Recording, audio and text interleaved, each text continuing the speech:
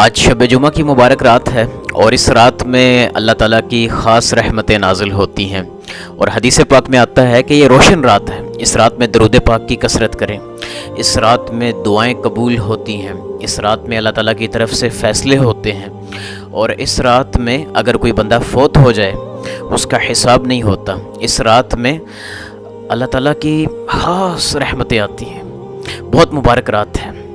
تو کوشش کریں اس رات میں 2 نفل اس طرح پڑھیں کہ ہر رکعت میں سورہ فاتحہ کے بعد ربنا آتنا فی الدنیا حسنہ وفی الآخرۃ حسنہ وقنا عذاب النار، یہ دعا طاق عدد میں 7 دفعہ 11 دفعہ 15 دفعہ جتنا ہو سکے پڑھ لیں۔ پھر دوسری رکعت میں بھی اسی طرح سورہ فاتحہ کے بعد طاق عدد میں یہ ربنا آتنا فی الدنیا حسنہ وفی الآخرۃ حسنہ وقنا عذاب النار یہ دعا پڑھ لیں طاق عدد میں، اور اپنے مقصد کے لیے دعا مانگیں۔ بہت قیمتی نفل ہیں، ناممکن کو ممکن کرنے والے نفل ہیں، تو آج اللہ سے خوب مانگیں، اللہ سے فیصلے کروائیں، اور اپنی دعاؤں میں سب کو یاد رکھیں۔ جزاک اللہ۔